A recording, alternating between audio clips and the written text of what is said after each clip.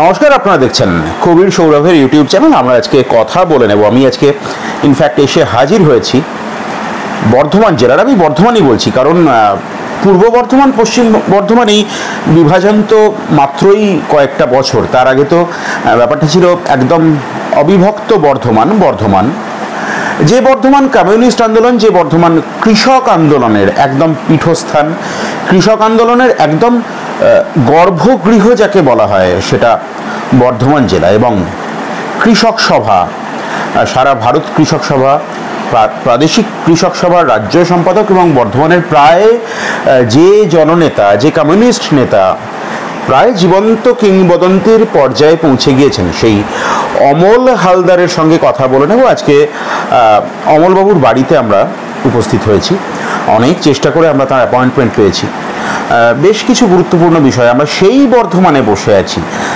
হরেকৃষ্ণ কোঁয়ারের বর্ধমান, বিনয় চৌধুরীর বর্ধমান, বিনয় কোঁয়ারের বর্ধমান, সরোজ মুখার্জির বর্ধমান, রবীন সেনের বর্ধমান, মদন ঘোষের বর্ধমান, নিরুপম সেনের বর্ধমান, আভাস রায়চৌধুরীর বর্ধমান, এবং এখন যিনি সেন্সেশন প্রায় পলিটিক্যাল মীনাক্ষী মুখার্জি, তিনিও বর্ধমানেরই, অবিভক্ত বর্ধমান। এবং সেই বর্ধমানের একদম ম্যাসকট যাকে বলা যায়, সেই অমল হালদারের সঙ্গে। অমলবাবু, আপনাকে স্বাগত জানাই আমাদের ইউটিউব চ্যানেলে। শরীর কেমন আছে প্রথমে বলি? ভালো। কৃষক আন্দোলন তো আমরা কৃষক আন্দোলন নিয়ে তো অবশ্যই কথা বলবো। খাস জমি পুনর্দখল হচ্ছে বর্ধমানের বিভিন্ন জায়গায়, যা নিয়ে সারা রাজ্যে তো বিভিন্ন তোলপাড় পড়ে গিয়েছে। কিন্তু বর্ধমান তো একটা সময় একদম কমিউনিস্ট আন্দোলনের পীঠস্থান ছিল বলা যায়। মানে স্বাধীনতার পর থেকে বর্ধমান জেলার বেশ কিছু আসনে সিপিআই, তারপরে সিপিআইএম কখনো হারেনি।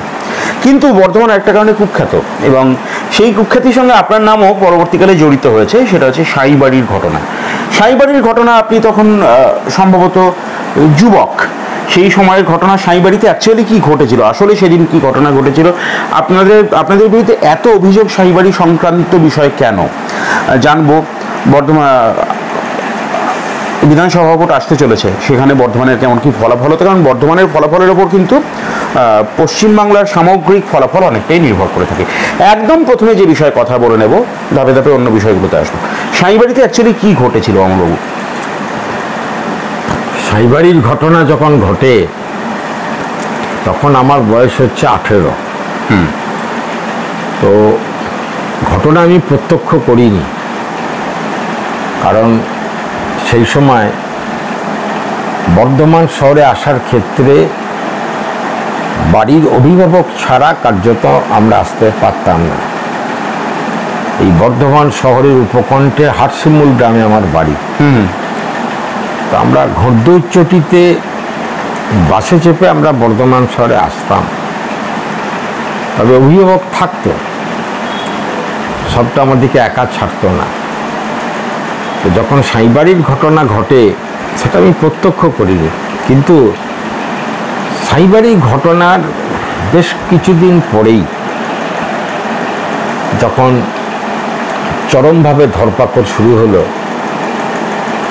বিনয় কোঁয়ার, গোকুলানন্দ রায়, এরা দুজনাই কাঞ্চননগরের রথতলার পাশাপাশি একটা জায়গায় মিটিংয়েতে সব গ্রেপ্তার হলেন। এবং বহু যখন ধরপাকড় চলছে, অনেক মানুষ হাটশিমুলে শেল্টার নিয়েছিলেন, তখন রাজনীতি শুরু করেছি কলেজে। বিপিএসএফ পড়তাম, তখনও এসএফআই হয়নি। তো স্বাভাবিকভাবে কিছু ঘটনা সেই সময়তে ধরপাকড়, পুলিশের ছোটাছুটি, এসব দেখেছি। এবং তার পরবর্তীকালে কিছুদিন পর টাউন হলে হরেকৃষ্ণ কোঁয়ার এবং জ্যোতি বসু তাদের একটা মিটিং ছিল। সেই সময় তো অনেক পোস্টার দিয়েছিল কংগ্রেসের লোকেরা যে জ্যোতি বসু, হরেকৃষ্ণ কোঁয়ারের কবরস্থান বর্ধমান। আচ্ছা। তো কমরেড হরেকৃষ্ণ কোঁয়ার তখন অনেক ছোট, বক্তৃতা শুরু করেছিলেন, আজকে যে পোস্টার দেখছেন জ্যোতি বসু, হরেকৃষ্ণ কোঁয়ারের কবরস্থান, এই মাঠে যারা লোক উপস্থিত হয়েছে তারা শুধুমাত্র একটু করে যদি থুতু ফেলে, তাহলে বন্যার জলের তোড়ে যেমন ভেসে যায়, সব ভেসে যাবে এই পোস্টার। এই মিটিং কোথায় হয়েছিল? টাউন হলে। আচ্ছা, টাউন হল ময়দানে। আচ্ছা, বিশাল জমায়েত, বিশাল জমায়েত। সাইবারি ঘটনার কয়েকদিন পর। তো সেই সময়তে ধাওয়ান পশ্চিমবাংলার রাজ্যপাল ছিলেন, তিনি এসেছিলেন। সেই সব নিয়ে হরেকৃষ্ণ কোনার অনেকগুলো তীক্ষ্ণ কথাবার্তা সেদিন ছুড়ে দিয়েছিলেন। তবে সেই সময়তে ওই যে রক্তমাখা ভাত খাইয়ে দেওয়া, এসব কথাবার্তা কখনো ওঠেনি। এসব জিনিস পরে তৈরি করা হয়েছে, এগুলো হচ্ছে সর্বৈব মিথ্যা। এবং সেই সময় আমাদের দেশের সংবাদপত্রগুলো একবারে সাংঘাতিকভাবে এই বিষয় নিয়ে তারা আক্রমণ শুরু করে। বর্ধমানবাসী এইসব খবরের কাগজ পড়ে কোনোদিন বিভ্রান্ত হয়নি, কারণ যারা খুন হয়েছিলেন সেদিনকার ঘটনায় হাজার হাজার মানুষ, তারা সব বর্ধমানে মিছিল করতে ছিলেন। দিনটা ছিল বন্ধ, বাংলা বন্ধ। তো সেই দিন মিছিল করতে তারা এসেছিলেন, সেই মিছিলের ওপরে আক্রমণ করা হয়েছিল। আর সেই আক্রমণ করার পর প্রায় হাজার হাজার মানুষ জনস্রোতের মতো ওদের কারা আক্রমণ করেছিলেন? মানে যারা মিছিলে এসেছিলেন বিভিন্ন জায়গা থেকে, বর্ধমান শহরের বাইরে গাদা গাদা মানুষ। এটা তো একবারে মানে হরজন গেটের দিকে মিছিলটা আসার কথা ছিল, কিন্তু হঠাৎ ওই জায়গাতে অ্যাটাক করার পর সব মিছিলটা আক্রমণে কয়েকজন আহত হওয়ার পর বোমা বৃষ্টিতে সবাই ওই দিকে ছুটে যায়। তখন নিয়ন্ত্রণ করার মতো ক্ষমতার কারো ছিল না, মানে প্রতাপেশ্বর শিবতলার দিকে তারা ছুটে যায়। তখন আর নিয়ন্ত্রণ করা, সেটা কার্জন গেট থেকে কতটা দূর? কার্জন গেট থেকে তো একটু বীরহাটার কাছাকাছি, বীরহাটার পরই হচ্ছে মোড়টা পড়ছে। আচ্ছা, সেখান থেকে বাঁদিক দিয়ে প্রতাপেশ্বর শিবতলা, যেটা সর্বমঙ্গলা মন্দির পর্যন্ত যাওয়া যায়। তো ওই সময়তে মিছিলটা যাবার কথা কার্জন গেট, কিন্তু ওইখানে আক্রমণটা হওয়ার পর সবাই বাঁদিক দিয়ে ছুটে যায়, বিশাল মানুষ। আর তাদেরকে নিয়ন্ত্রণ করার ক্ষমতা তখন কারো ছিল না। ঘটনার পর যদি আক্রমণ না হতো তাহলে কি ঘটতো এটা বলা খুব কঠিন। যেহেতু আক্রমণ হয়েছিল, তাতেই মানুষের ক্ষোভ মেজাজ একটা মারাত্মক জায়গায় যেয়ে পৌঁছায়। তবে কোনো পূর্ব পরিকল্পিত বিষয় এসবের কোনো ব্যাপারটা পান না। আচ্ছা, মলয় প্রণব তাদের তো এখানে থাকার কথা ছিল না, তারা এসেছিলেন কার্যত গুন্ডামি করার জন্য। মলয় প্রণব বলতে মলয় শাহী প্রণব শাহী, তাদের তো আসার কথা ছিল না, তারা এসেছিলেন গুন্ডামি করার জন্য। এবং এই এলাকাতেও একটা অত্যাচার ছিল তাদের সেই সময়তে। কারণ আমরা বুঝলাম এটা কখন, হরেকৃষ্ণ কোনার বক্তৃতা করার পর ব্যাপক মানুষের জমায়েত, এবং প্রত্যেকটি ঘটনার নিখুঁত বিবরণ দিয়েছিলেন কবি হরেকৃষ্ণ কোনার। তো সেই সব ঘটনা শোনার পর আমরা অনেকটা বুঝেছিলাম প্রকৃত ঘটনাটা কি। এবং বর্ধমানের মানুষ তারা ঘটনার সঙ্গে বক্তব্যটাকে মিলিয়ে নিয়েছিল, হ্যাঁ ঠিক বলেছেন গোটা ব্যাপারটা। তো যাই হোক, তার পরবর্তীকালে আমাদের সামনে আসে প্রথম একটা নির্বাচন 70 সালে 17 মার্চের ঘটনার পর। সেই নির্বাচন অনুষ্ঠিত হয় রাষ্ট্রপতি পরিচালিত একটা শাসন ব্যবস্থার মধ্য দিয়ে 71-এ, 71 সালে। 71 সালে যখন নির্বাচন হয়, তখন বর্ধমান শহরে প্রবল সন্ত্রাস। একের পর এক আমাদের কর্মীরা খুন হচ্ছে, মারা যাচ্ছে, পুলিশ গ্রেপ্তার করছে, প্রতিদিন পুলিশের টহল, বর্ধমান শহরের চারপাশে পুলিশের সন্ত্রাস, এসব ঘটছিল ব্যাপক। 71 সালে যখন ভোট হয়, তখন আমরা বর্ধমান শহরে ভোটের ক্যাম্পেনের জন্য আমরা ছিলাম না, অনেক ছোট। আমি রায়না থানায় এই ক্যাম্পেনের মধ্যে ছিলাম 71 সালে, অল্প বয়স, কিন্তু তার মধ্যেই আমি তখন শ্যামসুন্দর কলেজের মানে সাধারণ সম্পাদক, জেনারেল সেক্রেটারি। হ্যাঁ, স্থায়ীভাবে আমার কিছু ঘটনা, কিছু বিষয়, সাধারণ কিছু জ্ঞান আমার অর্জন করতে পেরেছিলাম, খুব যে বেশি তা না। মানে সেই সময় শ্যামসুন্দর কলেজে বিপিএসএফ, তখন এসএফআই তৈরি হয়ে গেছে 70 সালের পরে। 71 সালে মানে ছাত্র পরিষদকে পরাজিত করে। হ্যাঁ, ছাত্র পরিষদ যেদিন ভোট হয়, তখন প্রচণ্ড আক্রমণ করেছিল। আচ্ছা। আজও যারা সেদিনের মানুষ যারা বেঁচে আছেন তারা জানেন যে বর্ধমান শহর থেকে প্রচুর গুন্ডা লরি করে সব শ্যামসুন্দর কলেজে গেছিলেন, এবং আমরা জেতার পর তারপরে আক্রমণ শুরু হলো মারাত্মকভাবে। আমরা 52টা সিট পেয়েছিলাম, ছাত্র পরিষদ 9টা সিট পেয়েছিল ওই অবস্থায়। তো ব্যাপক আক্রমণ তখন শুরু হলো। তারপর পুলিশ, সিআরপিএফ সবাই হাজির হলো। তৎকালীন অধ্যাপক একটা বড় ভূমিকা নিয়েছিলেন, এবং প্রিন্সিপাল সুনীল চক্রবর্তী অধ্যক্ষ, তিনি একটা বড় ভূমিকা নিয়েছিলেন। তারপর গ্রামের চারপাশে বোমের আওয়াজ শুনে শ্যামসুন্দরে তারা হাজির হলো বিভিন্ন গ্রাম থেকে। তারপর আজ পালিয়ে আসতে বাধ্য হলেন। রাস্তার মাঝে বেশ কিছু জায়গায় যারা গুন্ডামি করতে গেছিলেন তারা প্রতিরোধের সম্মুখীন হয়েছিলেন। এর একটা ঘটনা। তার মধ্যে তারপরে আমি ওখানে জিএস নির্বাচিত হলাম। তখন তারপরেই ভোটটা হলো, বিধানসভার ভোট হলো। তখন আয়নায় কাজ করতাম, শ্যামসুন্দরে কাজ করতাম। তো আমার সাধারণভাবে এরকম একটা সেন্স কাজ করছিল যে বর্ধমান শহরে এত সন্ত্রাসের মাঝখানে মানুষের পক্ষে তো খুব কঠিন অবস্থা, এত সন্ত্রাসের মাঝখানে। এটা ভাবতাম, 2-4 জনকে জিজ্ঞেস করতাম। কিন্তু তৎকালীন যারা নেতৃত্বে ছিল, তখন বাইরে ছিল রামনারায়ণ গোস্বামী, উনি তখন অস্থায়ীভাবে জেলার সম্পাদক, রবীন্দ্র সেন থেকে শুরু করে সব আন্ডারগ্রাউন্ডে।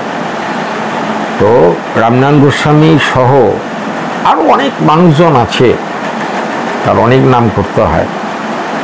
তারা কার্যত বর্ধমান দক্ষিণ বিধানসভাটা জেতার জন্য একটা নির্দিষ্টভাবে পরিকল্পনা করেছিলেন যে সন্ত্রাস করতে দেবো না, যত আক্রমণ আসুক আমরা প্রতিরোধ করব। আচ্ছা। সন্ত্রাস করতে দেয়নি। অনেকেই চেষ্টা করেছিলেন, পারেনি। দেখা গেল ভোটের পর যে আমরা বর্ধমান দক্ষিণে বিনয় চৌধুরী জিতলেন। সাঁইবাড়ির ঘটনার পর প্রথম নির্বাচন ফেস করেছি 71 সালে, সেখানে জিতলেন বিনয় চৌধুরী। শুধু বর্ধমান শহরে জেতা না, বর্ধমানে তখন আসন সংখ্যা ছিল বোধহয় 29 কি 28 কি 29 ছিল। একমাত্র কুলটিতে কংগ্রেসের প্রার্থী রামদাস বন্দ্যোপাধ্যায় জিতেছিলেন। আচ্ছা। বাকি সমস্ত সিট তা আমরা জিতেছিলাম বামপন্থীরা। অবিভক্ত বর্ধমানে সব সিট। আচ্ছা। 71 সালে। আচ্ছা। একটি সিট কুলটিতে রামদাস বন্দ্যোপাধ্যায় জিতেছিলেন, বাকি সমস্ত সিট বামপন্থীরা জিতেছিল। তো এই নির্বাচনই সাধারণভাবে প্রমাণ করে দেয় যে যে অকথ্য ভাষায় সেই সময়তে আমাদের বিরুদ্ধে বিভিন্ন দোষারোপ করা হয়েছিল, অনেক অসত্য তথ্য পরিবেশন করা হয়েছিল, রক্তমাখা ভাত টাত ইত্যাদি বলে আবেগ তৈরি করার যে চেষ্টা এখনো হয়, সেগুলো মিথ্যা। নতুন প্রজন্মের জানা উচিত তা মিথ্যা। মানে মাকে ছেড়ে রক্তমাখা ভাত খাওয়ানো হয়নি, ওসব মিথ্যা, একবারে সম্পূর্ণ মিথ্যা। আচ্ছা। এবং প্রথম এইসব কথা উঠেইনি, বরঞ্চ সেই সময়তে একটা কথা উঠেছিল, রাজ্যপাল এলেন, রাজ্যপাল এসে মৃগনয়না দেবী সিগনি পরিষ্কার করে দিলেন রাজ্যপাল, এরকম একটা কথা বর্ধমানে তখন চালু ছিল। আচ্ছা। কিন্তু রক্তমাখা ভাত এই নিয়ে কোনো কথা তখন ছিল না। পরে এগুলোকে তৈরি করা হয়েছে, এগুলো মানুষের কাছে ছড়িয়ে দেওয়া হয়েছে।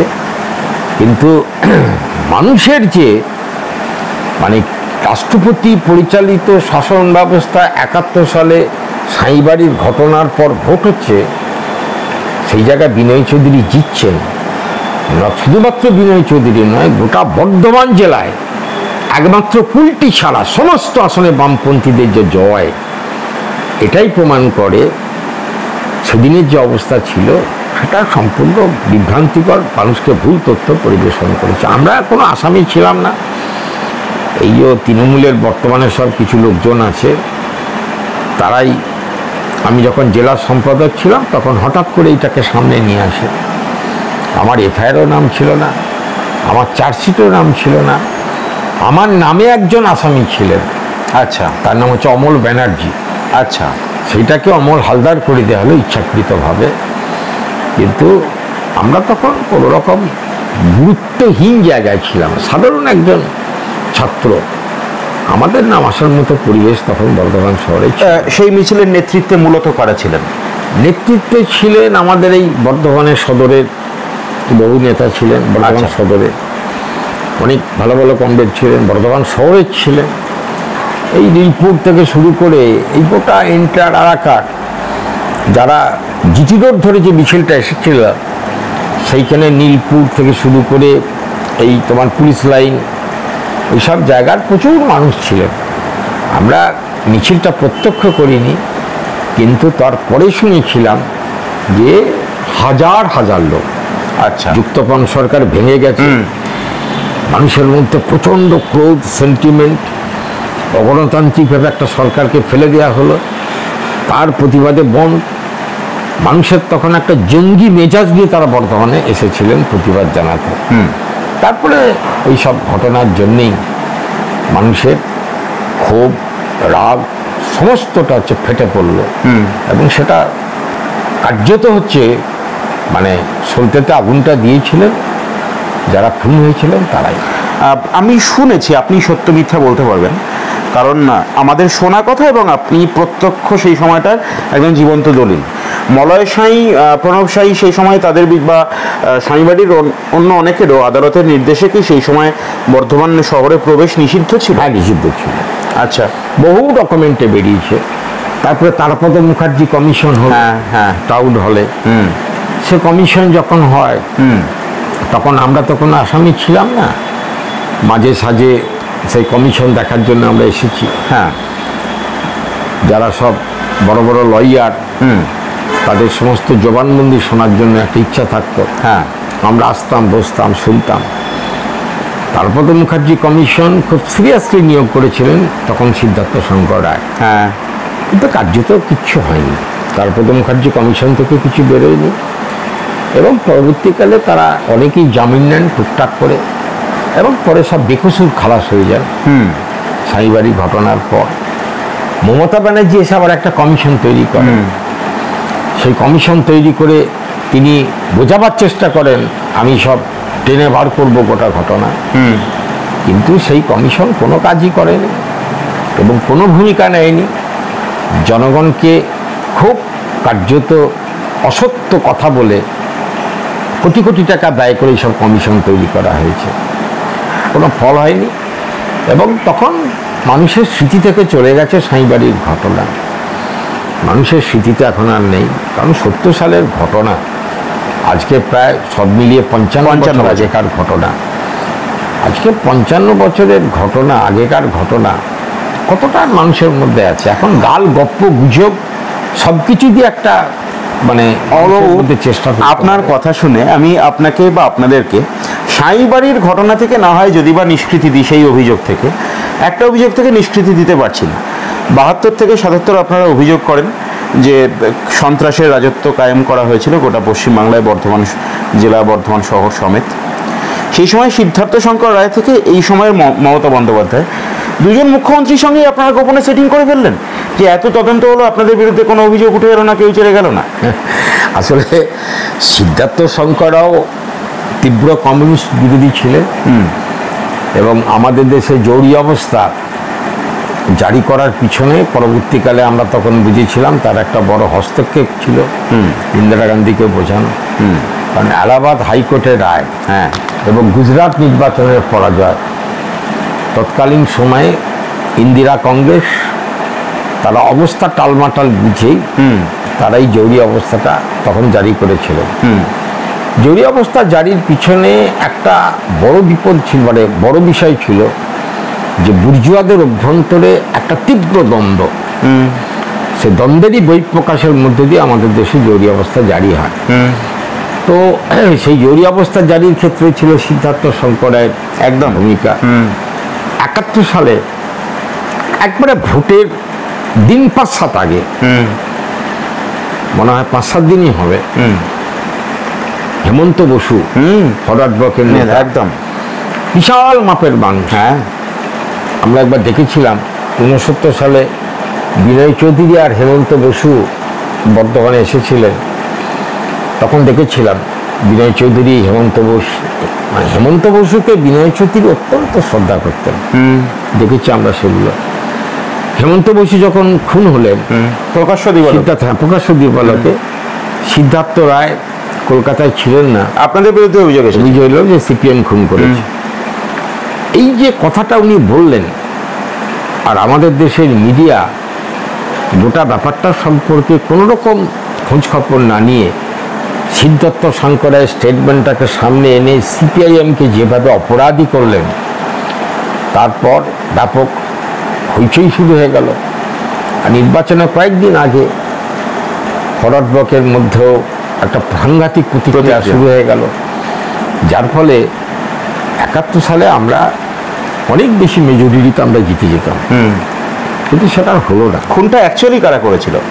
খুনটা সেই সময় তো অনেকের মধ্যে নকশালপন্থীদের একটা অংশ আছে, আবার অনেকে বলেছিলেন সিদ্ধার্থ রায়ের বাহিনী, কংগ্রেস, নকশাল, এরা সব মানে একসঙ্গে মিলে এটা করেছে। মানে কার্যত সব ভাড়াটে গুন্ডা দিয়ে করেছে, নাহলে ওই রকম একটা বিশাল মাপের মানুষ, স্বাধীনতা সংগ্রামী, এত শ্রদ্ধেয় সেই মানুষকে কোনো রকম খুন করা যায় না। জ্যোতিবাবুর লিখিত আকারে জ্যোতিবাবুর বয়ান আমি পড়েছি, হেমন্ত বসুর খুনে জ্যোতিবাবু আন্তরিকভাবে মর্মাহত হয়েছিলেন, সে কথা লিখেছেন। একসময় পূর্তমন্ত্রী ছিল 1970 সালে, কি মাপের মানুষ। বিনয় চৌধুরী বলতেন, বিনয় চৌধুরী মাঝে মাঝে ওনার সম্পর্কে গল্প করতেন, বলতেন যে দারুণ মানুষ ছিল হেমন্ত বসু, তখন তিনি খুন হয়ে গেছেন। একটা প্রবল শ্রদ্ধাবোধ দেখেছি আমাদের নেতৃত্বের মধ্যে। কিন্তু সিদ্ধার্থ রায় নির্বাচনের কথা ভেবে 71 সালে যাতে করে বামপন্থীরা সিপিআইএম ক্ষমতায় আসতে না পারে, একটা গভীর ষড়যন্ত্রের ফল, এছাড়া আর কিছু না। বর্ধমানের কমিউনিস্ট আন্দোলন বা সেই সময়ের কংগ্রেসের যে রাজত্ব, সেই সময়টাকে তুলে ধরার জন্য আপনার থেকে গুরুত্বপূর্ণ মানুষ তো এই মুহূর্তে আমার অন্তত স্মরণে আসছেন, আপনি যেভাবে চাক্ষুষ করেছেন। আমি একটু জানতে চাই, বর্ধমান শহরে আমি অনেক ঘোরাফেরা করে অনেক কিছু করে বিসি রোডে যে আপনাদের শহরের যে প্রাণকেন্দ্র, সেখানে ভবদীশ রায়, খোসবাগান অঞ্চলে, বা তারপরে কালো চৌধুরী, তাদেরকে হত্যা করা হয়েছিল। এই বিষয়গুলো সম্পর্কে একটু সংক্ষেপে দর্শককে জানান। একটা হচ্ছে ভবদীশ রায়, সেই সময় এত মামলা মোকদ্দমা যা শুরু হয়েছিল আমাদের বিরুদ্ধে, সমস্তটা হচ্ছে ভবদীশ রায়। ভবদীশ রায় হচ্ছে সেগুলো সামাল দিত, এবং নির্দিষ্ট সময় কোর্টে আসা। আমরা এসেছি, আমরা একটা ঘটনা নিয়ে, কেস নিয়ে ওনার কাছে এসেছি কোর্টেতে।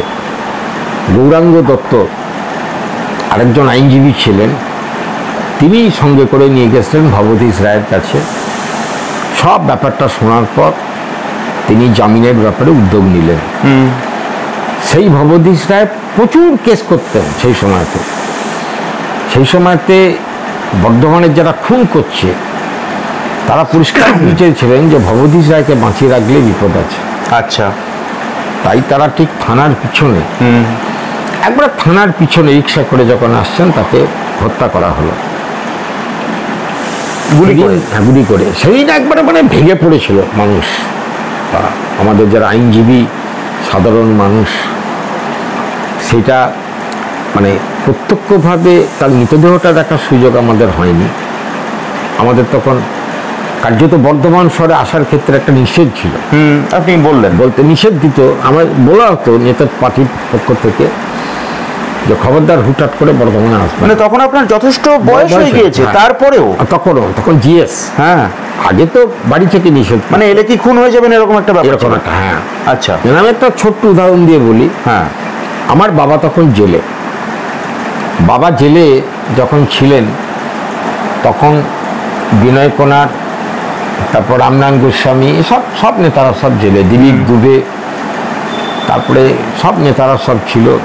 আমাদের স্বপন ব্যানার্জি অ্যাডভোকেট একদম ছিল, ও ছিল, সম্প্রতি মারা গেছে। এসব সাইবারি কেসের সব বড় বড় আসামিরা সব জেলে। বাবা সেই সময় একটা কেসে আমাকে না পেয়ে বাবাকে ধরে নিয়ে চলে আসে পুলিশ। বাবা 3 মাস জেলে ছিলেন। তা আমি একবার বাবাকে দেখতে এসেছিলাম। আচ্ছা, বাবাকে দেখতে এসে আমি প্রথম স্বপন ব্যানার্জিকে দেখি। আচ্ছা। একটা সুন্দর দেখতে, একটা সুন্দর একটা ছেলে একজনের সঙ্গে কথা বলছে, ওকে দেখি স্বপন ব্যানার্জিকে। একজন আমাকে বললো এর নাম স্বপন ব্যানার্জি, রাজ কলেজে জিএস ছিল। তা আমি জিএস স্বাভাবিকভাবে আমার খুব মানে শ্রদ্ধার ভরে তাকে আমি তাকিয়ে দেখছি, জেলে আছে। অশোক ব্যানার্জি, তিনি বাবার সঙ্গে কথা বলছি, তখন অশোক ব্যানার্জি আমাকে দেখতে পেলেন জেলখানার গোড়াতে। বলে তুমি, তোমার নাম কি? আমি নামটা বললাম। তুমি তো শ্যামসুন্দরী জিএস। হ্যাঁ। তুমি হঠাৎ করে চলে এলে বাবাকে দেখতে? একদম ঠিক কাজ করনি। শোনো, বাবার সঙ্গে দেখা হয়ে গেছে, কোন রুট দিয়ে তুমি যাবে বলে দিচ্ছি, সেই রুট দিয়ে তুমি বাড়ি ফিরবে। এক মুহূর্তে যেতে হতো? হ্যাঁ হ্যাঁ হ্যাঁ। আচ্ছা। আমি ধরো ইসলামাবাদের ভেতর দিয়ে হয়ে, তারপর নারী কলোনি ওই দিক দিয়ে হয়ে ঘুরে ঘুরে ঘুরে ঘুরে ঘুরে ঘুরে যেতাম। মানে দর্শকের বোঝার জন্য অনেক বাইরের দর্শক কর্জন গেট অ্যাভয়েড করো, বিরাটা অ্যাভয়েড করো, এই জায়গাটা অ্যাভয়েড করতে হবে। আচ্ছা। বিসি রোড এই সবগুলো যাবে না, ঘুরে ঘুরে ঘুরে ঘুরে জেলখানা পৌঁছেছিল। তারপরে অশোকদা অনেক ধমক দিতে চলে। তিনিও কি তখন কারাবন্দী? হ্যাঁ, তিনিও তখন কারাবন্দী কি অশোকদা? হ্যাঁ, অশোকদাও জেলে। মানে জেল থেকেই আপনাকে উনি, জেল থেকে চিনতে পেরে, বাবার কাছে চিনতে পেরে আমাকে ধমক দিচ্ছে অশোকদা। তারপরে পরবর্তীকালে অশোকদা আমাকে বেরিয়ে এসে বলছে, অমল, ওহ তোমার বাবার উপকার আমি ভুলতে পারবো না। আমাকে এত মার মেরেছিল, আমাকে আর কালীকে, কালীশঙ্কর পালিভাকে, আচ্ছা, এতবার মেরেছিল পুলিশে। তোমার বাবা না থাকলে আমি মতো হাঁটতে পারতাম না, চলাফেরা করতে পারতাম না। আচ্ছা। আমাকে 20 দিন ধরে আমাকে চুচেছে, সোটা শরীর মেসেজ করেছে আর আমাকে হাঁটিয়েছে।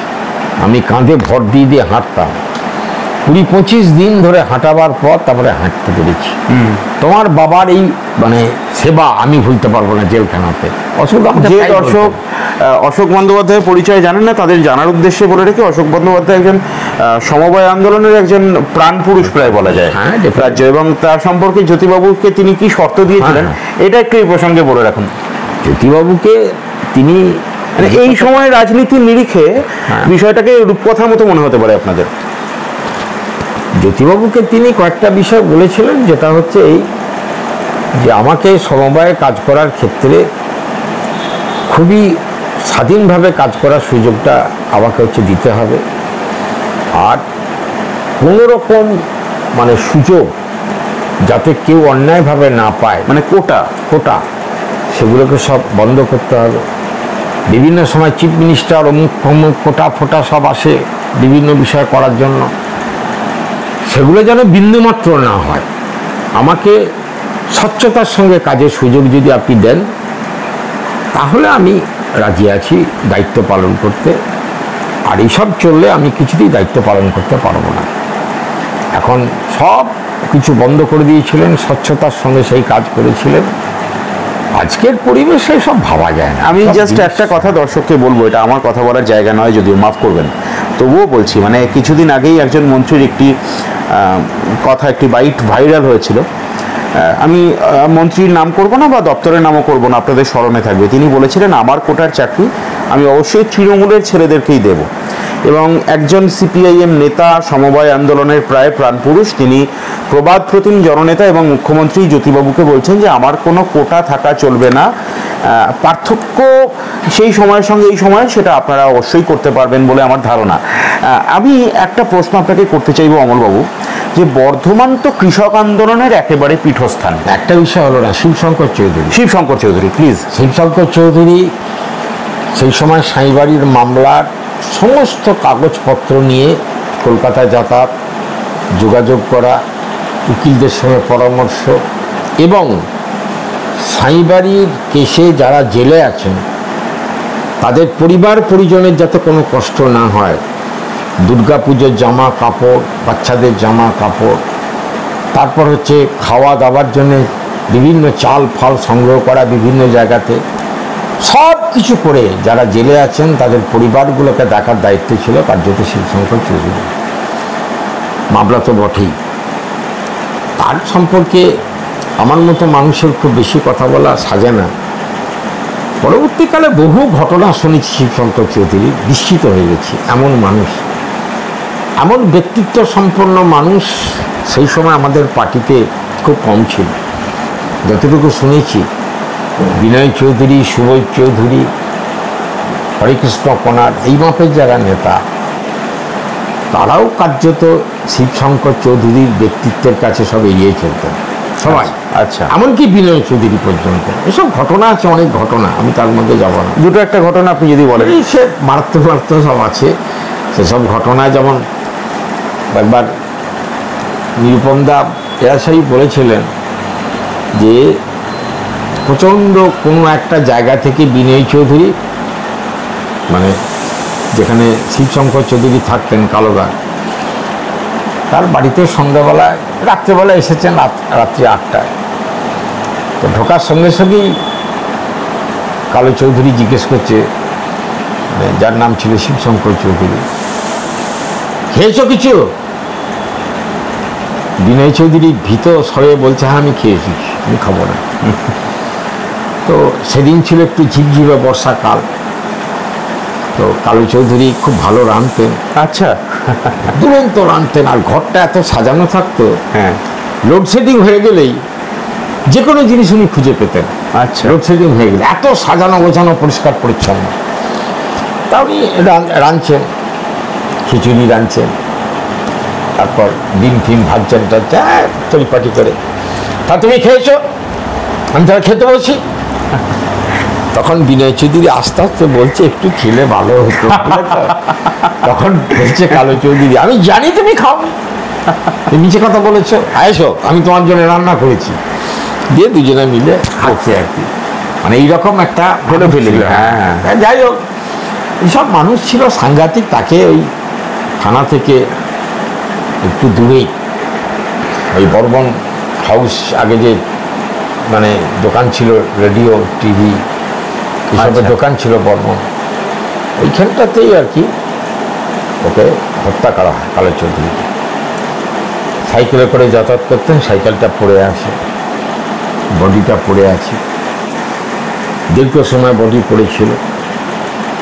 তখন জ্যোতি বসু ফোন করেছিলেন, অত্যন্ত রেসপেক্ট করতেন। উনি খবর পেয়েছেন মারা গেছেন, খুন হয়েছেন।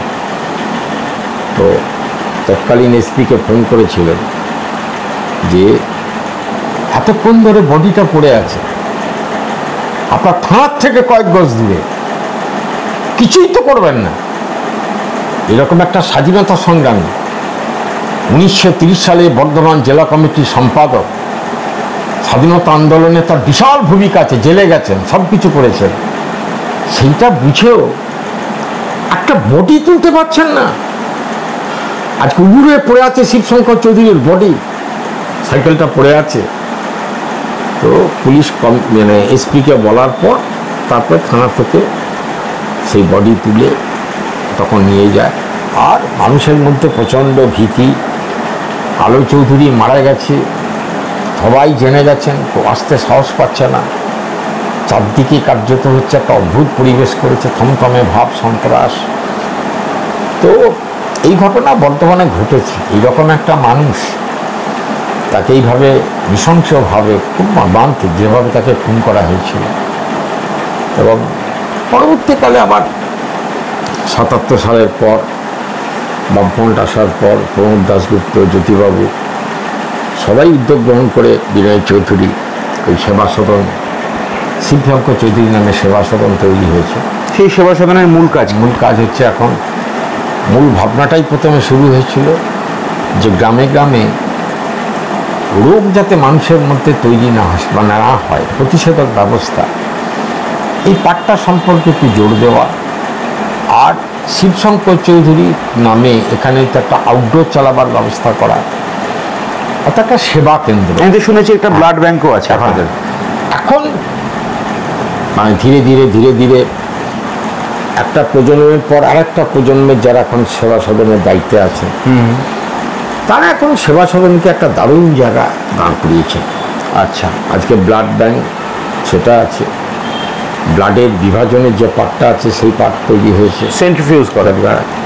তারপর এক্স রে মেশিন, আচ্ছা, এক্স রে ওখানে হয়। সেখানে কি নিখরচায় হয়? নিখরচা মানে সামান্য পয়সা, বেশি পয়সা না। আচ্ছা, এই বর্ধমানের বিভিন্ন জায়গা থেকে রেট অনেক কম। আচ্ছা, সবাই জানে না, কিন্তু এখন লোক বাড়ছে প্রতিদিন। তারপরে হচ্ছে আউটডোরে, এখন প্রচুর ডাক্তার বসে আউটডোরে। আচ্ছা, এখন সেবা সদনে গেলে মনে হবে একদিন আমরা যা ভেবেছিলাম এখন সঠিকভাবে তার রূপায়ণ হচ্ছে। আচ্ছা, মানে বড় বড় ডাক্তার বর্ধমান শহরে একদিন করে সব বসে, আর যত রোগী থেকে শনি পর্যন্ত একটা লাইন পড়ে যায় সেবা সদনে।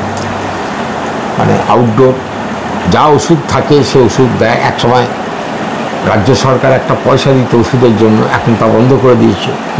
তো স্বাভাবিকভাবে ডাক্তারবাবুরাই কিছু ওষুধপত্র জোগাড় করে রোগীদিকে বিনা পয়সা ওষুধ দেন।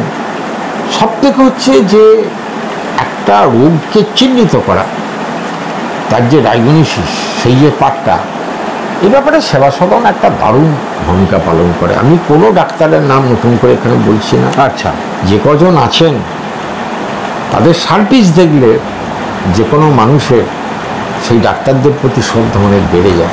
আমার দর্শকদের মধ্যে যারা প্রয়োজন বোধ করবেন তারা কিন্তু প্রয়োজনে অবশ্যই শিবশঙ্কর সেবা সমিতি বর্ধমান শহরে তাদের সঙ্গে অবশ্যই যোগাযোগ করতে পারেন। ঠিকানাটা একটু যদি বলে দেন। ঠিকানাটা হচ্ছে বাবুরবাগ, ওই যে বাবুরবাগ রয়েছে, আচ্ছা, ওটাই হচ্ছে ঠিকানা। ওখানে সেবা সদন মানে বর্ধমান বিশ্ববিদ্যালয়ের কাছে। এবং যে কোনো মানুষ বলে দেবে। আচ্ছা, বাবুরবাগের থেকে ওখানে এগিয়ে যে ওই যে ওদিকে তোমার সরাইটুকুর যে মোড়টা আছে, ওখানে একটা গলি আছে, গলি দিয়ে একটু এগিয়ে এলেই সেবা সদন। আর এদিক থেকে তো একবারে স্টেট ওই মানে বনটা রয়েছে না, অভয়ারণ্য নাকি বনটা রয়েছে, স্টেশন থেকেও আসা যায়, ওদিকে আসা যায়, স্টেশন থেকে জিটি রোড থেকে আসা যায়। আপনারা অবশ্যই আসবেন। আমরা তো অনেকক্ষণ অতীত চারণ করলাম, অতীত বিহার করলাম। আমি একটু বর্তমান এবং আপনার সঙ্গে কথা তো এই স্বল্প সময় পুরনোর নয়, অনেক ইতিহাস, কিন্তু আমি একটুখানি, আপনি তো একদম ব্রিগেড কাঁপিয়ে দিলেন, এই খড় দুপুরে আপনি ব্রিগেড একদম কাঁপিয়ে দিলেন। এবং আমি পার্সোনালি আপনার বক্তব্য শুনেছি, আমি খুব, আপনার এই বয়সেও আপনি এনার্জি পান, এটা আমার খুব ভালো লাগে দেখতে। আমার প্রশ্ন হচ্ছে, অতীত চারণ তো অনেক হলো, আপনি বেশ কয়েকটা কথা বলছিলেন, আমি শুনলাম যে সেই সময় মানুষের সমর্থন নিয়ে, আপনারা স্বাভাবিক স্বতঃস্ফূর্ত সমর্থন নিয়ে পূর্ব বর্ধমান জেলা বা পশ্চিমবঙ্গে এতগুলো সিট জিতেছেন। আজকে কি এমন হলো, কখনো ভেবে দেখেছেন যে সেই সিপিএম আজকে 4 থেকে 5% নেমে এলো? মানে যারা ধারাবাহিকভাবে, লোকে 77 বলে, আমি 67 থেকে বলি, কারণ যুক্তফ্রন্টের সময় থেকেই বামপন্থীরা সেই অর্থে কিন্তু পশ্চিমবঙ্গের নির্বাচনে 72 থেকে 77 বাদ দিলে তারা পরাজয়ের মুখ দেখেননি। সেই সিপিআইএমের আজকে এই দুর্দশা কেন? একটা তো বাইনারি পলিটিক্সের পার্ট আমাদের মিডিয়ার আছে, বিগ মিডিয়া, মানুষকে বিভাজন করে দেওয়া, এসব যা আছে আছে। সব কিছুকে কাউন্টার করার মতো ক্ষমতা একমাত্র সিপিআইএমেরই আছে। সিপিআইএমের ছিল একটা দারুণ সাংগঠনিক কাঠামো, স্ট্রাকচার, অর্গানাইজেশন স্ট্রাকচার ছিল। এই স্ট্রাকচারটা 11 সালের পর ভেঙে যায়নি, কিন্তু ক্রমাগত আক্রমণ, 13 সালের পঞ্চায়েত নির্বাচন, 14 সালে লোকসভা নির্বাচন, 16 সালে বিধানসভা নির্বাচন, 18 সালে পঞ্চায়েতের নির্বাচন, 19 সালে লোকসভা নির্বাচন, এই একটার পর একটা নির্বাচন। যারা পঞ্চায়েতের প্রার্থী হয়েছে তাদের বাড়িতে হামলা, প্রার্থী পদ প্রত্যাহার করার জন্য মারাত্মক আক্রমণ, বিধানসভা নির্বাচনে যারা পোলিং এজেন্ট হবে তাদের বাড়ি আক্রমণ, কাউন্টিংয়ের দিন যারা যাবে তাদের উপরে অ্যাটাক, ভোট দিতে যারা যাবে তাদের উপরে আক্রমণ। এই যে প্রচণ্ড একটা সন্ত্রাস যেটা পশ্চিমবঙ্গে নেমে এলো, এটাকে রুখতে আমাদের সাংগঠনিক কাঠামো, সেই সাংগঠনিক কাঠামোটা আমাদের দুর্বল হয়ে গেল। অর্থাৎ প্রচণ্ড আক্রমণের চোটে সেই জায়গায় আমরা থাকতে পারলাম, এটা একটা গুরুত্বপূর্ণ পার্ট। দ্বিতীয় পার্টটি আমাদের কমরেডরা মনে করলেন যে বুথকে রক্ষা করার জন্য বেশ কিছু বুথকে রক্ষা করাটাই আমাদের সব থেকে কাজ। জাহিদ হিসেবে একটা কথা বলতেন যে একটা চমৎকার তুমি আল তৈরি করলে, আল, জমির আল তুমি ঠিক করলে জলটা আটকে রাখবে, কিন্তু গোটা দিয়ে ভুলুক, জাহিদ সাহেবের ভাষা হচ্ছে ভুলুক, এই দুটো ভুলুক যদি থাকে তোমার জমি সব জলটা বেরিয়ে চলে যাবে। এই ভুলুক ব্যাপারটা কি? ভুলুকটা হচ্ছে এই ছোট ছোট গর্ত আর কি। আচ্ছা। আলের মাথা আলের মধ্যে ঘোগ। আচ্ছা। বাংলার মানুষ মনে করে ঘোগ, আর আমরা মনে করি একটা গর্তের মতো যার দিয়ে জলটা বেরিয়ে চলে যাবে। হ্যাঁ। এই জলটা বেরিয়ে চলে যাওয়ার যে ঘোগ, গোটা দুয়ে ঘোগ থাকলে আর জমিতে জল থাকে না। পশ্চিমবঙ্গে তাই বাইনারি পলিটিক্স অনেক এসব তো আছি। সাংগঠনিক কাঠামোর আমাদের দুর্বলতার জন্য আমরা তো 80% বুথে টানা হেঁচড়া করে দাঁড়িয়ে থাকি, কিন্তু 20% যে ভুলুক ঘোগ সেইটাকে আমরা এখনো বন্ধ করতে পারিনি। এইখানটা চলে যথেচ্ছতা, একবারে 80% ভোট টেনে নিয়ে চলে যায় তৃণমূল।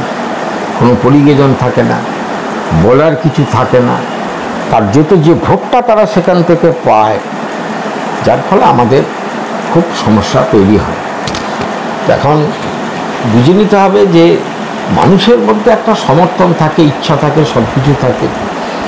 এছাড়া কিছু বিষয় যেটা হচ্ছে এই উদার অর্থনীতি শুরু হবার পর একটা তো পরিবেশ তৈরি হয়ে গেছে গোটা দেশের ব্যাপী, যে নিজে বাঁচলে বাপার নেই। সূর্য উদয় থেকে অস্ত পর্যন্ত এখনকার যুগে আমিটা আমরা হচ্ছে না। কার্যত বলা যায় আমাকে বাঁচতে হবে যে কোনো মূল্যে, আমাকে যাও পেতে হবে। আগে ছিল একটা সমষ্টির উন্নয়ন, বামফ্রন্টের আমলে যেটা আমরা করতাম, স্কুল কলেজ রাস্তাঘাট গ্রামের পরিবেশ শিক্ষক নিয়োগ সব মিলে যে একটা সুন্দর পরিবেশ যেটা আমরা তৈরি করেছিলাম, এখন সেই ভাবনা থেকে এখন নিজের উন্নয়ন, ব্যক্তির উন্নয়ন, সমষ্টি উন্নয়নের প্রতি কোনো লক্ষ্য নেই। আমি যদি 1000 টাকা 1500 টাকা পাই, এত মানুষের বর্তমানে অভাব, এই 1000 টাকা জন্যে সে প্রতীক্ষায় বসে থাকে যে কবে আমি সেই টাকাটা পাবো। লক্ষ্মীর ভান্ডার ইত্যাদি ইত্যাদি উদ্দেশ্য করে বলছেন। এই হ্যাঁ, তার মানে এই যে আমি কিছু পেলাম, মানে এখান থেকে কি এই বার্তা যেতে পারে যে আপনারা যদি কোনোভাবে আগামী দিনে জিততে পারেন লক্ষ্মীর ভান্ডার বন্ধ করে দেবেন? না, লক্ষ্মীর ভান্ডার বন্ধ করা না করা সেটা হচ্ছে গোটা বিষয়টাকে ভাবতে হবে, সেটা তো আলাদা প্রশ্ন। আজকে ব্যক্তির যে ব্যাপারটা, সেটাকে সমষ্টি উন্নয়ন দিয়ে কীভাবে আমরা করতে পারি, সেটা একটা নির্দিষ্ট পরিকল্পনার ব্যাপার, ভবিষ্যতের ব্যাপার। কিন্তু মানুষের মনোজগতে কিছু পরিবর্তন ঘটে গেছে। আজকে ধরুন এডুকেশন শেষ, স্কুলগুলো উঠে যাচ্ছে, কলেজ উঠে যাচ্ছে, মাস্টারদের তো রাস্তায় বসে আছে। এখন গোটা পঞ্চায়েতে একটা করে মদের দোকান, মানুষ কার্যত ব্যাপক মানে পরিমাণে মদ খাচ্ছে গ্রামে গ্রামে। তারপরে লটারির টিকিট কাটা, প্রচণ্ড হতাশাগ্রস্ত মানুষ, গঞ্জ এলাকায় দেখবেন লটারির টিকিট কাটছে। এই যে সব বিষয়গুলো যেগুলো চলছে, এগুলো শিক্ষা সংস্কৃতির যে একটা বিরাট অভাব, এমনকি শহরের মধ্যবিত্ত ঘরের ছেলেপিলের অল্প বয়সে কার্যত মাতাল হয়ে যাচ্ছে, পরিবেশটাই ধ্বংস হয়ে যাচ্ছে। আজকে শুধু মেয়েদের নিরাপত্তার যে প্রশ্নগুলো, যেগুলো আজকে পশ্চিমবাংলায় মারাত্মক আকার ধারণ করেছে, 5 বছরের শিশু সেও ধর্ষণ থেকে বাঁচতে পারছে না। এই যে একটা সাংঘাতিক পরিবেশ, এই পরিবেশের মধ্যে সরকারের, রাজ্য বা কেন্দ্রীয় সরকারের এই প্রতিদিন মানুষের মগজে যে মিথ্যাগুলো ঢুকিয়ে দিয়েছে, এই মিথ্যাটাকে টেনে সরিয়ে তার মধ্যে সত্য ঢোকানোটাই এখন কঠিন হয়ে গেছে। মাথাটা মিথ্যায় গিজগিজ করছে, সত্য ঢোকানোটা কঠিন হয়েছে। মিডিয়ার তো একটা ভূমিকা আমরা দেখছি। এই অবস্থা দাঁড়িয়ে একটা দারুণ সুযোগ আসছে আমাদের সামনে এখন এই মুহূর্তে। এই যে বাংলা ভাষাভাষী মানুষদের উপরে মারাত্মক আক্রমণ চলছে, সব কিছু দেখে কারো কারো ধারণা, মানুষ এগুলো আলোচনা করছেন, রাস্তাঘাটে দেখছি, বিজেপি দান ছেড়ে দিয়েছে, তারা বিধানসভায় জিততে চায় না। চায় না, তাহলে বাংলা ভাষাভাষীদের উপর এত নির্মম আক্রমণ হতো না। আচ্ছা, এই যা ঘটনাগুলো ঘটছে, আজকে স্পেশাল রিভিশনকে কেন্দ্র করে একটা বিপুল সংখ্যক মানুষকে ভোটার লিস্ট থেকে বাদ দেওয়া নিয়ে একটা অস্থিরতা পশ্চিমবঙ্গে যা তৈরি হয়েছে, বিহারের ঘটনা দেখে বিজেপি এই রাজ্যে কার্যত টিএমসিকে দান ছেড়ে দিয়েছে। তাতে আপনাদের লাভটা কি? এবারে লোকসভাতে আমাকে দাও, বিধানসভাটা তুমি নাও। এই যে একটা প্রচেষ্টা চলছে, মানে এটা মানুষের ধারণা, রাস্তাঘাটে মানুষের আলোচনা থেকে এটা স্পষ্ট বোঝা যাচ্ছে। এতে করে টিএমসির খুব লাভবান হবে না। তৃণমূল এই মুহূর্তে প্রচণ্ড ঘৃণিত, আজকে চোখ দুর্নীতিগ্রস্তের দল বলে মানুষের কাছে চিহ্নিত। একবারে মমতা ব্যানার্জি থেকে শুরু করে সমস্ত মানুষের বিরুদ্ধে, মানুষের একটা কোনো ডিপার্টমেন্ট নেই যেখানে কোনো দুর্নীতি নেই। সব থেকে ক্ষতিগ্রস্ত এডুকেশন, সব থেকে বেশি ক্ষতিগ্রস্ত। সেরকম একটা জায়গাতে আমার ধারণা সস্তায় বাজিবাদ করতে আর পারবে না। একটা পর্যন্ত সময় পর্যন্ত মানুষ এসবগুলো মেনে নেয়, একটা সময় মানুষ মেনে নেয় না, তারা ভাবতে শেখে। পশ্চিমবাংলার বর্তমান সিচুয়েশন, ছোট্ট উদাহরণ দিই, 100 দিনের কাজ বন্ধ হয়ে গেছে। এই যে 4-এর ফর্ম নিয়ে মানুষের যে জমায়েত, কালকে একটা জায়গায় একটা মিছিলে গেছিলাম, সেখানে 500 জন লোক ছিল, তার মধ্যে 250 মহিলা। 500-250 জন মহিলা। আচ্ছা, আমি জীবনে জিনিস দেখিনি। আচ্ছা, মেয়েরা যখন এগিয়ে আসে কোনো একটা ব্যাপারে, তখন ভাবতে হয় যে পরিস্থিতি একটা পরিবর্তন। এটা কোন জায়গা আছে? এই কালকে গেছিলাম রায়নাতে। আচ্ছা, এরকম চলছে, সব জায়গাতেই চলছে।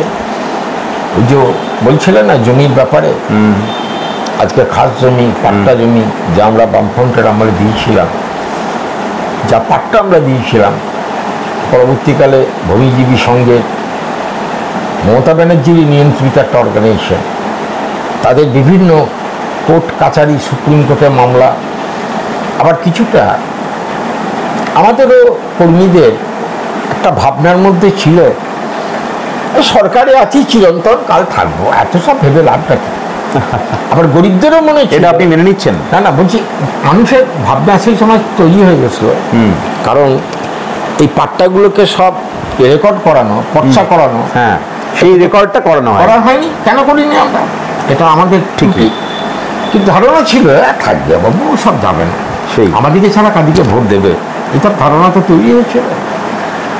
আজকে সেই সুযোগ নিয়ে মমতা ব্যানার্জি যারা পাট্টা পেয়েছে, বর্গা রেকর্ড করেছে, তাদেরকে একবারে দখলচ্যুত করছে এবং জমি চলে যাচ্ছে বিএলআর অফিসে টাকা পয়সা দিয়ে। তা হচ্ছে পূর্ব যোদ্ধারের ক্ষতি, এটা চলছে। এখনকার দর্শক হলো যোদ্ধার ব্যাপারটা না আমাদের জেনারেশনই ঠিক বুঝবে না, আপনি একটু সংক্ষেপে বলুন। আসলে যারা বড় জমির মালিক ছিল, হরেকৃষ্ণ পান বক্তৃতা করত যে এক একজন যোদ্ধারের জমির পরিমাণ কারো 1000 বিঘে, 1500 বিঘে। বলেন কি? রায়না থানার বেশ কিছু যোদ্ধা ছিল, 500, 700, 800 বিঘে জমি ছিল, সব বড় বড় যোদ্ধা। ধান খেউ কতগুলো সব নাম করতো সেই সময়, তো বড় বড় যোদ্ধা, বিশাল জমির মালিক তারা। আবার বহু জায়গাতে হাতির নামে জমি রাখতো, কুকুরের নামে জমি রাখতো। যে ছেলের এখনো বিয়ে হয়নি, নাতির নামে জমি, এইভাবে জমি চুরি করে রাখতো যোদ্ধারা। খাস এবং বেনামি জমি, এই উদ্ধারের আন্দোলনটা 67-তে শুরু হয়। এখন 5-এর দশকের মাঝামাঝি ভূমি সংস্কার আইন তৈরি হল, গোটা 12 বছর, তা কার্যকরী হলো না। ঠিকই। এবং কারে কার্যকরী হলো না? দুটো কারণ। একটা হচ্ছে সংগঠিত কৃষক আন্দোলন ছাড়া জমি দখল করা যায় না, সরকারিভাবে সম্ভব নয়। সংগঠিত কৃষক আন্দোলন এক। দ্বিতীয়ত, আমাদের দেশের আমলাতন্ত্র, যারা সব ডিএম, এসপি বা বড় বড় র্যাঙ্কের অফিসার, ব্যুরোক্র্যাট যারা, এরা সবই জমিদার বা যোদ্ধারদের বাড়ি একটা বিরাট অংশ সন্তান। এরা হচ্ছে ভূমি সংস্কার আন্দোলনের তীব্র বিরুদ্ধে। আচ্ছা, এই কারণের জন্যই তো আমাদের দেশে সংগঠিত কৃষক আন্দোলন না থাকার ফলে হলো না। 67 সালে খাস বেনাম জমি আন্দোলন, লাল ঝান্ডা পুঁতে স্টার্ট হলো গোটা পশ্চিমবাংলার বিভিন্ন জায়গায়। একবারে লাল ঝান্ডার সেই মিছিল, স্রোতের মতো জমি দখলের আন্দোলন। এটা ছিল একটা সাংঘাতিক শিক্ষা। বুঝতে হবে, 8 কিলোমিটার 10 কিলোমিটার হাঁটছে, লাল ঝান্ডা কাঁধে নিয়ে, জমি দখল হচ্ছে, সে জানতো জমি আমি পাবো না, এই জমি আমি পাবো না, এটা পাবে বিজুরের লোক, আচ্ছা, বিজুরের লোক পাবে। আমি বিজুর যাচ্ছি 8 কিলোমিটার 10 কিলোমিটার হেঁটে, কিন্তু পাবে বিজুরের লোক, আমি পাবো না, কিন্তু মানুষ যেত। এটাই হচ্ছে কথা, যে কৃষক দিকে বা খেতমজুর দিকে বা গরিব দিকে ঐক্যবদ্ধ না হলে খাস বেনাম জমি দখল হবে না। এই চেতনাটা তাদের মধ্যে আমরা গড়ে তুলতে পেরেছিলাম। নিজের কথা ভাবতো না, সমষ্টির চিন্তাটা, ঐক্যবদ্ধ ভাবনাটাই মানুষের ছিল, একসময় গড়ে উঠেছিল। আজকে যেমন এই যে জমির আন্দোলন, এই যে কথায় কথায় সামনে আসছে, আমি কি পেলাম, সকাল থেকে সন্ধ্যে পর্যন্ত ভাবনা হচ্ছে আমি কি পেলাম। এই আমি কি পেলাম 67 সালে কোনো গরিব মানুষ ভাবতো না। তারা অন্য জায়গায় যে জমি দখল করতে ছুটতো, নিজে পেত না। নিজের এলাকায় যখন জমি বেরোতো সে তখন পেত। তো যাই হোক, এই যে মানে অর্গানাইজেশন এবং ঐক্যবদ্ধ করে মানুষকে লাল ঝান্ডা পুঁতে যে জমি দখল, এটা সংগঠিত কৃষক আন্দোলন ছাড়া সম্ভব নয়, সংঘবদ্ধ না করলে সম্ভব নয়। আজকে জমি চলে যাচ্ছে জোরদারদের কাছে, এখন আবার 2-3 বছর আগে উচ্ছেদ হয়ে গেছে, তারা সেই জমি পুনরায় দখলের জায়গায় গরিবরা যাচ্ছেন, পুনরায় গরিবরা যাচ্ছেন দখলের জায়গায়। এটা কিছু কিছু জায়গায় সেই পুকুরে যেমন বুদবুদ মানে ওঠে, একটা দুটো, আস্তে আস্তে আস্তে আস্তে বাড়ে, এটা বাড়ছে সমস্ত জায়গায়। সে পশ্চিম মেদিনীপুরে দেখছি। একটা খবরে গত কয়েকদিন ধরে, অমলবাবু আমি অবশ্যই জমির বিষয়ে আসবই, আপনার সঙ্গে কথা বলতে গেলে আসতেই হবে। আমি আলোচনাটাকে 3টে ধাপে যদি সাজাই, অতীত, আমরা বর্তমান নিয়ে কথা বললাম, ভবিষ্যতের দিকে তাকাবো। আমি এই প্রসঙ্গে একটা শেষ প্রশ্ন করে জমির প্রশ্নে আসবো। আপনার প্রত্যেকটি কথা আমি অত্যন্ত মন দিয়ে শুনেছি। সেই জায়গায় দাঁড়িয়ে আপনি বললেন যে 71 সালে রামনারায়ণ গোস্বামী বা হরেকৃষ্ণ কুমার তারা সিদ্ধান্ত নিয়ে সন্ত্রাস বা ভোট লুট আপনার ভাষায় রুখে দিতে পেরেছিলেন বর্ধমান শহরে বা গোটা বর্ধমান জেলায় বা পশ্চিমবঙ্গে।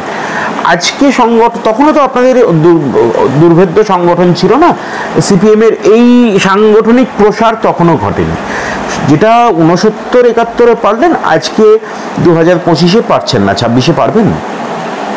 এখন সেদিন যখন হচ্ছে লড়াই আন্দোলনগুলো 70-71 সালে হচ্ছে, আবার 72 পর যখন অ্যাটাকটা শুরু হলো, আদা ফাঁসির সন্ত্রাস, 75 পর্যন্ত যে জরুরি অবস্থা, এবং 77 সালে আবার লোকসভার ভোটে জয়লাভ, বিধানসভার ভোটে জয়লাভ, এই সমগ্র ঘটনাটা তখন গোটা পশ্চিমবঙ্গে যে আন্দোলন সংগ্রামের জোয়ার আমরা যেটা তৈরি করেছিলাম, তারপর 77 সালের পর 2-3 দশক পরই আস্তে আস্তে আন্দোলন সংগ্রামের মেজাজটা সেই জায়গাটা আমরা ধরে রাখতে পারিনি।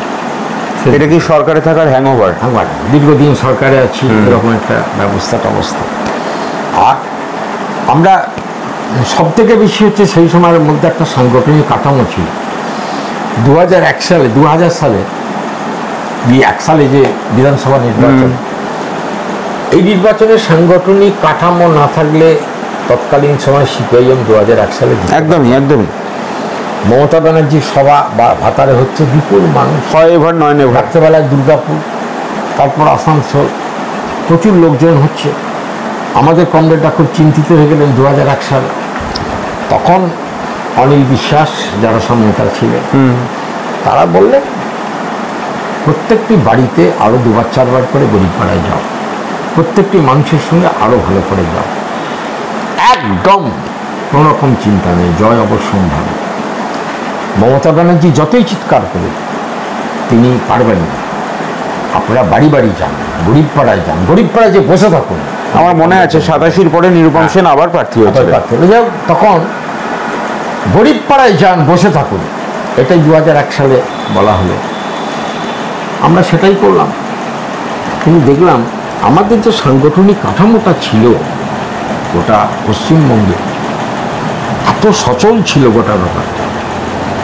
মমতা ব্যানার্জি তো মোটামুটি বাড়িতে ডেকোরেটর দিয়ে সাজিয়ে গুজিয়ে সব ব্যবস্থা করে ফেলেছিলেন, এবং আনন্দবাজার থেকে শুরু করে সবাই বলেছিলেন মমতা ব্যানার্জি ক্ষমতায় আসছেন, সবাই বলেছিলেন।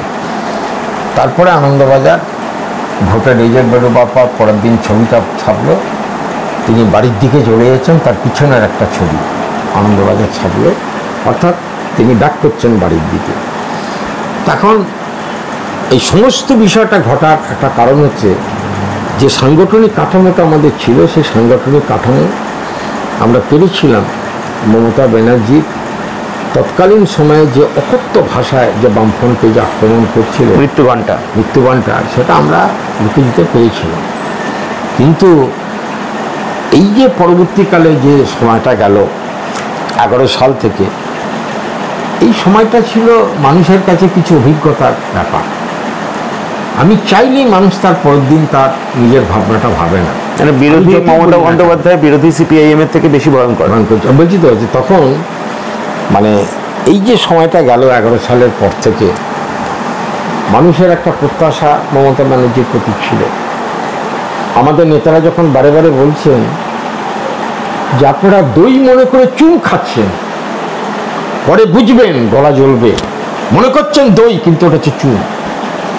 বিনয় কুমার প্রত্যেকটা মিটিংয়ে একটা কথা বলতো যে ভালো জল পাচ্ছেন না বামফ্রন্টের আমলে, ড্রেনের জল খান, ড্রেনের জল খান, আপনি হাসপাতালে গিয়ে 2টো স্যালাইন নিয়ে আপনি বেঁচে যাবেন। কিন্তু 20 জল 1 গ্লাস, অত্যন্ত স্বচ্ছ, অত্যন্ত চমৎকার স্বচ্ছ জল, সেটা আপনি পান করতে যাচ্ছেন 20 জল। এই 20 জল পান করার পর আপনি হাসপাতালে গিয়ে বাঁচবেন না। যদি মনে করেন বামফ্রন্টের আমলে আমার খারাপ লেগেছে, তাকে বলছি আপনি ড্রেনের জল খান, বাঁচবেন, কিন্তু 20 জল পান করবেন না বলেছিল। কিন্তু মানুষ তো সেটা ভাবেনি। সিঙ্গুরের কারখানাটা চলে যাবার পরেও, আজকে বিধানসভা ভেঙে চুরমার করে দেওয়ার পরেও, পশ্চিমবঙ্গে যত আন্দোলন হচ্ছে এত নিরাজ্য, মাওবাদীদের মুখোশপুরে তৃণমূল যেভাবে খুনগুলো করে গেল পশ্চিম মেদিনীপুর, ঝাড়গ্রামে এত মানুষের মৃত্যু, সবটা মানুষ একটু ভাবলে গোটা বিষয়টা, তাহলে মমতা ক্ষমতা আসতে পারত না। কিন্তু মানুষকে কিছু অভিজ্ঞতার মধ্য দিয়ে শিখতে হয়। এই 11 সালের পর থেকে গভর্নমেন্টটা যেভাবে চলছে, দুর্নীতিগ্রস্ত সমাজে কার্যত অত্যন্ত অনুপযুক্ত মন্ত্রী থেকে বা বিভিন্ন লোকজন কার্যত তাদের শিক্ষা দীক্ষা সম্পর্কে মানুষের সন্দেহ যাচ্ছে। এই সমস্ত লোক, তাদের কার্যকলাপ, পশ্চিমবঙ্গটা ক্রমশ ধ্বংস হয়ে যাচ্ছে। কৃষক তার ফসলের দাম পাচ্ছে না। আজকে ধানের দাম নেই, আলুর দাম নেই, পাটের দাম নেই, সারের দাম বাড়ছে, 300 টাকা 400 টাকা বস্তায় বেড়ে যাচ্ছে। সেন্ট্রাল গভর্নমেন্ট সারের উপর থেকে ভর্তুকি তুলে নিচ্ছে। পশ্চিমবঙ্গটা বর্তমানে শেষ, শিক্ষা থেকে শুরু করে সব কিছু। এইরকম একটা অবস্থায় এবার মানুষের মধ্যে একটা চিন্তা শুরু হয়েছে, রাস্তাঘাটে আলোচনাতেও শুনছে, আর চলে না, এই গভর্নমেন্টের দ্বারা চলবে না। একটা ভাবনা মানুষের আসছে, আমরা কত দক্ষতার সঙ্গে এই সমস্ত মানুষ যারা মোহমুক্তি যাদের ঘটছে, তাদেরকে আমি আমার শিবিরে টেনে নিয়ে আসতে যে পারাটা, এটার জন্য চাই একটা শক্তিশালী সংগঠন। যত দ্রুত গ্রামেগঞ্জে সেই সংগঠন গড়ে তুলতে পারবো, তত আমাদের সাফল্য অবশ্যই। আমার একেবারে এত প্রায় 1 ঘন্টা আপনি ইতিমধ্যেই সময় দিয়েছেন, অগ্রিম কৃতজ্ঞতা জানাচ্ছি। এত ব্যস্ত আপনি, সারা দিন মান আপনি চষে বেড়ান পশ্চিমবাংলার বিভিন্ন প্রান্তে। আমার একেবারে শেষ প্রশ্ন, খুব ইন্টারেস্টিং একটা নোটে আমি আলোচনা শেষ করতে চাই। আপনি সংক্ষেপে আমাদের দর্শকদের উদ্দেশ্যে এই যে পুনর্দখল, এই পুনর্দখলের বিষয়টা একটু বলুন। এবং আমার একেবারে শেষ প্রশ্ন থাকবে, খাতা খুলতে পারবেন 2026-এ? আমি পশ্চিমবাংলার কথা যদি বা ছেড়েও দিলাম, পূর্ব বর্ধমান জেলায় খাতা খুলতে পারবেন? পারলে কোন আসনে সম্ভাবনা সব থেকে বেশি? না, আসনের কথাটা এখনই বলছি না, কিন্তু সম্ভাবনা অনেকগুলো সিটে তৈরি হয়ে গেছে। আপনারা তো পঞ্চায়েতে এই জেলায় ভালো ফল করেছেন, বলছি তো 35% 36% ভোট। তাহলে এখনো খাতা খোলার কথা কেন আত্মবিশ্বাসী? বলছি আত্মবিশ্বাসী তো ভোটেই খাতা খোলার ব্যাপারে। আমি একটা সিট না, একটা সিট হলে কোন সিটটা জিতবেন আমি সেটা বলতে চাইছি না। আমি বলা মানেই হচ্ছে যে অন্যগুলোকে, বর্তমান তৃণমূল কংগ্রেসের যে আচরণ, হ্যাঁ, তাতে করে তাদের পক্ষে অসম্ভব হয়ে যাবে গোটা ব্যাপারটা। না বলাটাই ভালো। বেশ, আমরা অনেকগুলো সিটেই আশাবাদী, আমরা জিতব। সেরকম একটা পরিবেশ তৈরি হচ্ছে। সেই জন্য 26 সম্পর্কে বর্তমানে তৃণমূলের প্রতি মানুষের যা ঘৃণা, এই যে 21শে জুলাই তাদের যে সমাবেশ হয়, অতীতে দেখতাম আমার বাড়ির সামনে দিয়ে সব ন্যাশনাল হাইওয়েতে উঠতো অন্তত 40 থেকে 50টা বাস বর্ধমানের বিভিন্ন প্রান্ত থেকে। সেদিনে দেখলাম এখান থেকে একটা এসবিএসটি ছাড়ছে, 12-13 জন লোক আছে, বাস এবারে অনেক গেছে। কিন্তু উল্লেখযোগ্যভাবে আমি একটা জিনিস ব্যক্তিগতভাবে বিভিন্ন জায়গায় লক্ষ্য করেছি, তৃণমূলের যারা খুব বিভিন্ন পাড়ার নেতা, তারা বিভিন্ন জায়গায় আমি দেখেছি তাদেরকে 21শে জুলাই আমি বিভিন্ন জায়গায় ঘুরে দেখেছি, পাড়াতেই দেখতে পেয়েছি। এখানে টাকা নিচ্ছিল, চিৎকার করছিল টাকার জন্য, 200 টাকা 250 টাকা কে টাকা নিচ্ছে? দিচ্ছে, মানে চিৎকার করছে যারা যাবে। আচ্ছা, টাকা চাইছিল, টাকা নিয়ে হুজ্জুতি, মানে 200-300 করে সব টাকা দেবার পর বলে খাবার ব্যবস্থা আছে, কত কাণ্ড করে সব নিয়ে। আপনি একটা দায়িত্ব নিয়ে বলছেন? দেখলাম এই যে এখানে চিৎকার করছিল, মানে টাকা দিয়ে নিয়ে যাওয়া হচ্ছে। ইতিমধ্যে টাকা বিলি করছে এবং মুখে বলছে যে 200 থেকে 250 টাকা করে নিয়েছি। এটা তো সোশ্যাল মিডিয়াতে ব্যাপক চলেছে। না, আপনি নিজের চোখে দেখেছেন? আমি এইখানে দেখেছি, এইখানে এই যে আমার বাড়ির সামনে। আচ্ছা, আমি বলছি যে সাধারণভাবে যা ঘটেছে তাতে করে তৃণমূলের জনসমর্থন ব্যাপকভাবে হ্রাস পাচ্ছে। ওদের যারা ক্যাডার তারা স্বস্তিতে নেই, ভাগাভাগির জায়গায় যারা পিছনে চলে গেছে, যারা বলা যায় ছাগলের তৃতীয় বাচ্চা, যারা ছাগলের তৃতীয় বাচ্চায় পরিণত হয়েছে, তাদের আর কোনো রকম ইচ্ছা নেই তৃণমূল কংগ্রেস করার। অন্তর্দ্বন্দ্বে মারাত্মক স্টার্ট হয়ে গেছে, খুনোখুনি বাড়ছে, মানুষেরও ঘেন্না বাড়ছে। সমাজের সকল অংশ, শুধু সংখ্যালঘু সম্প্রদায় না, সমাজের সকল অংশের মধ্যে তৃণমূল সম্পর্কে মনোমুক্তি ঘটছে। এখন পরিবেশ যেভাবে পশ্চিমবঙ্গে তৈরি হয়েছে, আমি আবার বলছি যে গ্রামে গঞ্জে সমস্ত জায়গায় যদি কৃষক, ক্ষেতমজুর, শ্রমিক বা বিভিন্ন অংশের মানুষ, তাদের একটা জোটবদ্ধ গণতান্ত্রিক মানুষদের নিয়ে যদি আমরা তৈরি করতে পারি বুথে বুথে, তাহলে পশ্চিমবাংলা জয়লাভ বড় সম্ভব। অনেক ধন্যবাদ। আমরা এতক্ষণ কথা বললাম বর্ষিয়ান সিপিআইএম নেতা অমল হালদারের সঙ্গে। অমল হালদার প্রাদেশিক কৃষক সভার রাজ্য সম্পাদক এবং অবিভক্ত বর্ধমান জেলার সিপিআইএমের জেলা সম্পাদক ছিলেন এবং মদন ঘোষের পরে তিনি জেলা সম্পাদকের দায়িত্ব পালন করেন এবং এখনও পর্যন্ত অবিভক্ত বর্ধমান জেলায় বিশেষ করে রায়না, খণ্ডঘোষ, আরও আমি কোন জায়গা ছেড়ে কোন জায়গার কথা বলবো, এবং সারা পশ্চিমবাংলাতেই, পশ্চিম মেদিনীপুর বলুন, এই যে কৃষক আন্দোলনের জোয়ার আমরা দেখতে পাচ্ছি বিভিন্ন জায়গায়, এই নিয়ে আমরা কথা বললাম অমল হালদারের সঙ্গে। এবং এরকম আরও এক্সক্লুসিভ কন্টেন্টসের জন্য আপনার চোখ থাকতে হবে কবির সৌরভের ইউটিউব চ্যানেলে। ঠিক আছে, নমস্কার।